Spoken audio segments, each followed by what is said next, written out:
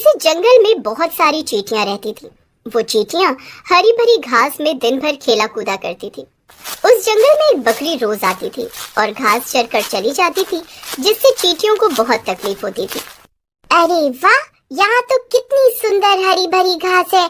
इस घास को खाने में बड़ा मजा आएगा। भागो भागो, घास काटने वाली चुड़ैल आ गई। अपनी अपनी जान बचाओ सारी चींटियां। उस भेड़ ने घास चढ़ना शुरू किया और लगभग पूरी घास खा गई, जिससे बहुत सारी चींटियां मर गई। तभी उनमें से चींटियों की सरदार उस बकरी से बोली, तुमने हमारा खानदान मिटा दिया। अब तुम्हारे हर जन्म में घास काटने वाली आदत कभी नहीं जाएगी। उस बकरी ने अगला जन्म इंसान के रूप में लिया।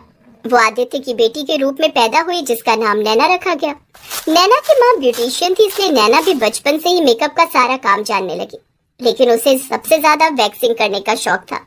वो जहाँ पर भी लोगों के बाल देखती, वैसे ही उनकी वैक्सिंग कर देती, क्योंकि पिछले जन्म में उसकी घास को जमीन से उखाड़ कर खा जाने की आदत थी।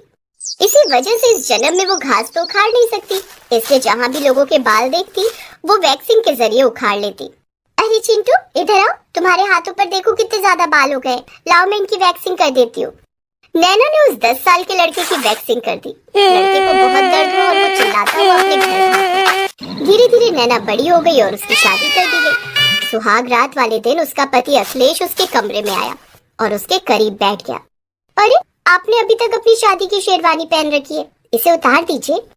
अखिलेश ने जैसे ही अपनी शेरवानी उतारी, वैसे ही वो टी शर्ट में आ गया। तभी नैना की नजर उसकी बॉडी पर पड़ी। उसने देखा कि उसके हाथों में, पैरों में बहुत बड़े बड़े बाल हैं, जिसे देखकर वो घबरा गई। अरे बाप रे, आपके शरीर में तो कितने ज्यादा बाल हैं। अरे, मैं एक मर्द हूँ और जिस मर्द के शरीर पर बाल नहीं, वो मर्द ही नहीं। ये सब फिल्मी बातें करना बंद करो अखिलेश। मुझे तुम्हारे शरीर पर इतना बड़ा जंगल पसंद नहीं है। हमारी सुहागरात अब तभी मनेगी जब ये बाल गायब हो जाएंगे। अरे, इतनी जल्दी वैक्सिंग कहाँ कराने जाऊँ मैं? अरे, उसकी फिक्र तुम क्यों करते हो मेरी जान? मेरे पास सारा सामान है, मैं अभी तुम्हारी वैक्सिंग कर देती हूँ। नैना ने उसी वक्त अपने पति अखिलेश की वैक्सिंग कर दी। वैक्सिंग कराते हुए अखिलेश को बहुत जोर जोर से दर्द हो रहा था, लेकिन किसी तरह वो अपने दर्द को छुपाए हुए था। यार नैना, लड़कों के पूरे शरीर की वैक्सिंग मैंने पहली बार सुनी है। लड़कों के बाल बहुत टफ होते हैं, हमें वैक्सिंग कराने में बहुत दर्द होता है। मुझे घिन आती है बालों से। मैं जहाँ भी घास जैसे बाल देखती हूँ ना, मुझे उन्हें उखाड़ फेंकने का मन करने लगता है। अगले दिन उसकी सास ने नैना से कहा, अरे बहू, आज मेरी कुछ स्कूल की सहेलियाँ तुझसे मिलने आने वाली हैं। क्या बात है सासू माँ, आपकी स्कूल की सहेलियाँ? उनसे मिलकर तो बड़ा मजा आएगा। आपके सारे राज उगलेंगे वो मेरे सामने। चुप कर बहू, वो तुझे कुछ नहीं बताएंगी। तू जाकर कुछ खाने पीने का इंतजाम कर। तभी नैना की नजर अपनी सास के हाथों पर गई। उसने देखा कि उसके सास के भी हाथों पर बाल थे। सासू माँ, आपके हाथों पर तो बाल हैं। आज आपकी सहेलियाँ आ रही हैं, लाइए मैं आपकी वैक्सिंग कर देती हूँ। अरे बहू, इस उम्र में वैक्सिंग कराना अच्छा नहीं लगता। वैसे भी हमारे जमाने में कोई वैक्सिंग नहीं करता था। मैंने आज तक नहीं कराई, मुझे बहुत डर लगता है। अरे, इसमें डर कैसे सासू माँ? वैक्सिंग कराने कहीं बाहर नहीं जाना है। आपकी बहू बहुत टैलेंटेड है, लाइए मैं आपकी वैक्सिंग कर देती हूँ। नैना ने अपनी सास की जबरदस्ती वैक्सिंग कर दी। उसे बहुत दर्द हो रहा था। वो बहुत जोर से चिल्ला रही थी, लेकिन नैना थी कि मानने को तैयार नहीं। खैर, शाम हुई और उसकी सारी सहेलियां आ गईं। अरे आंटी, आप लोगों के हाथों पर तो बहुत बाल है, लाइए मैं आप सबकी वैक्सिंग कर देती हूँ। अरे, मुझे बहुत डर लगता है, सुना बहुत दर्द होगा उसमें। अरे कोई दर्द नहीं होगा, आप लोग तो बच्चों जैसी जिद कर रहे हो। देखो, मैंने अपनी सासू माँ की वैक्सिंग कर दी, उन्हें तो कुछ नहीं हुआ। मेरी सासू माँ देखो, बिल्कुल जवान लग रही है कि नहीं? हाँ यार, तू तो बिल्कुल जवान दिखने लगी, लेकिन फिर भी बहू मुझे बहुत डर लगता है।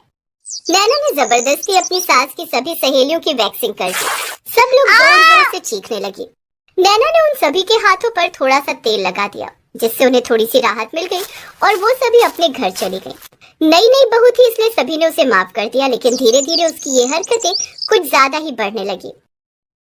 अखिलेश बेटा, बहू को थोड़ा बाहर कहीं घुमा ला, लगता है इसका दिमाग खराब हो गया है।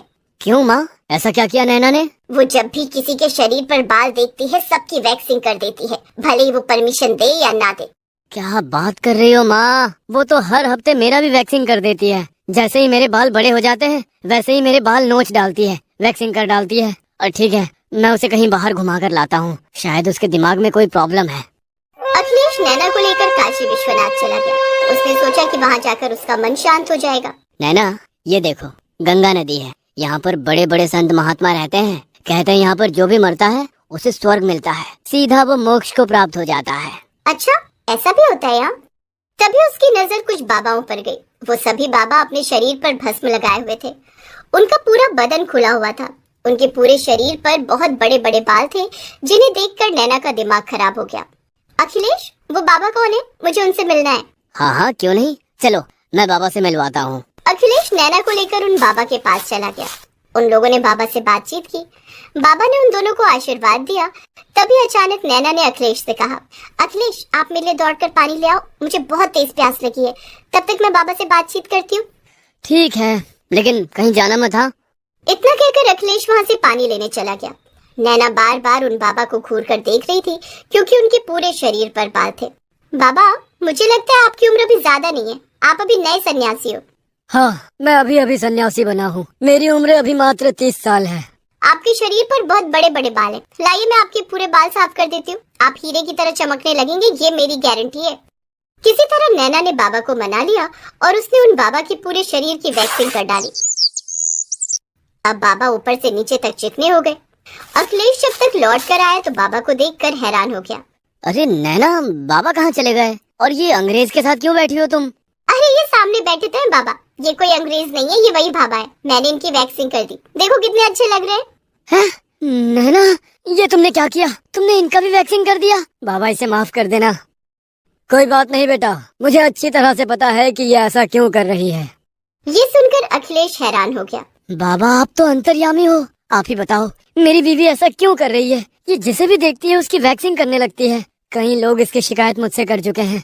कई लोगों की तो पूरी त्वचा जल गई, बहुत सारे लोग बीमार हो गए। इसी वजह से मैं इसे लेकर यहाँ पर आ गया। ये सब कुछ नैना के पिछले जन्म से जुड़ा हुआ है। पिछले जन्म में तुम्हारी पत्नी एक बकरी थी। ये क्या कह रहे हैं बाबा?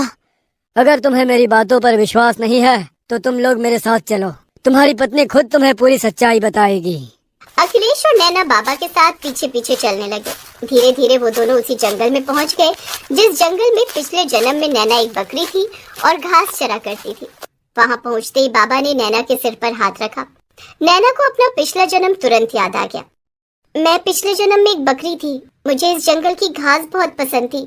जैसे ही मैं घास को बढ़ा हुआ देखती थी, वैसे ही सारी घास में चबा जाती थी। एक दिन इस घास के साथ मैं कुछ चींटियां भी खा गई, तब चींटियों की सरदार ने मुझे श्राप दिया था।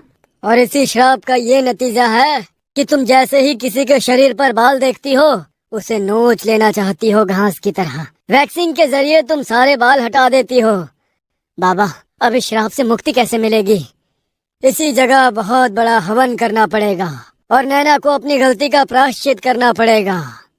उसके बाद बाबा ने उसी जगह पर बहुत बड़ा हवन किया। नैना ने अपनी गलती का प्रायश्चित किया और उन चींटियों से माफी भी मांगी। उस दिन के बाद से नैना के सर से लोगों की वैक्सिंग करने का भूत उतर गया और वो लोग अब खुशी खुशी अपना जीवन बिताने लगे।